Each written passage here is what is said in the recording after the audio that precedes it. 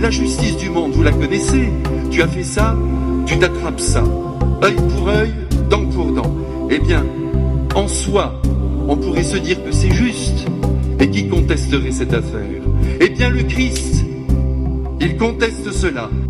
Qui connaît la sagesse du Christ et fréquente l'Évangile sait parfaitement que tout être peut du jour au lendemain, que dis-je d'une seconde à l'autre, être recréé de pied en cap.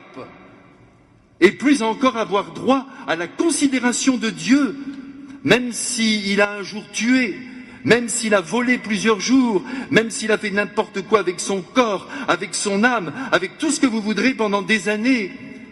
Qu'on se le dise, c'est là une des notes caractéristiques du christianisme, à savoir la possibilité d'une régénération immédiate par l'effusion de la grâce du Christ. C'est là notre chance. Tandis que le monde, mes frères bien-aimés, il se promène toujours avec vos dossiers. Ils ne sont pas simplement aux impôts, ils sont aussi dans la tête des personnes qui vous voient vivre. Tout le monde vous reprochera toujours les actes que vous avez posés. On est là, tu te souviens, écoute, tu te souviens ce qu'elle a fait, ce qu'il a fait, et on ne s'en sort pas, et on vous flanque une étiquette, et jusqu'à votre mort, vous portez sur vos épaules ce que vous avez fait. Tandis qu'avec le Christ, on peut être nouveau.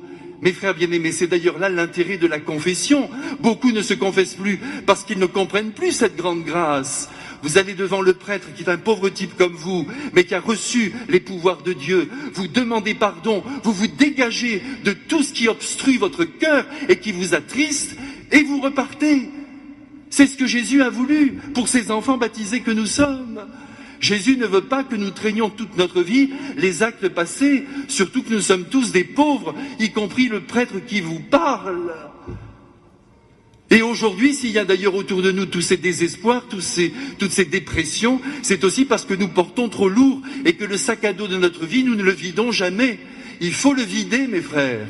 Il faut dire ce qui n'a pas été dans notre vie.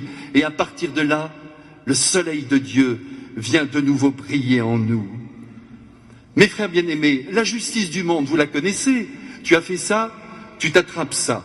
Œil pour œil, dent pour dent. Eh bien, en soi, on pourrait se dire que c'est juste. Et qui contesterait cette affaire? Eh bien, le Christ, il conteste cela. Lui qui veut que son enfant se reprenne, qu'il se dégage de son mauvais passé et qu'il marche en direction de l'avenir, l'esprit et le cœur bien apaisés, assurés du pardon divin.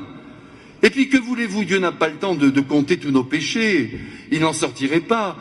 Ça ne l'intéresse même pas, nos péchés. Lui, ce qu'il veut, c'est qu'on se dégage de ses péchés et qu'on marche dans la lumière. J'espère qu'aujourd'hui, quand vous allez sortir de cette église, vous allez vous dire, mais je suis tout neuf, je viens de rencontrer le Christ, c'est lui mon défenseur, il n'est pas contre moi. Surtout ne mettez pas Dieu rival de votre vie. Les rivaux sont dans le monde, mais le Christ, c'est votre frère et son Père est aussi le vôtre. Et tous les deux, avec la Vierge Marie, ils vous aiment, ils vous enserrent, ils vous étreignent, et ils vous disent, mon chéri, ne t'inquiète pas, je te pardonne tout. De temps en temps, vous savez, Dieu le Père au ciel, il doit nous regarder, il doit dire, eh ben dis donc, avec tout ce que j'ai fait pour eux, avec ma mort sur la croix de mon fils, avec tous ces efforts pour leur dire que je leur pardonne tout et que je les attends dans la vie éternelle, ils sont pas sympas, hein. Et c'est vrai, de temps en temps, on n'est pas très sympa, mes frères, c'est notre Créateur et on l'abandonne. C'est quand même dommage. Il est notre Dieu, vous vous rendez compte? Il nous promet une issue favorable à notre mort. C'est pas beau ça? Ça s'appelle la résurrection. Et toutes les autres doctrines, vous savez, où l'on voudrait qu'on revienne sur la terre, la réincarnation et autres phénomènes. Mais tout ça est faux.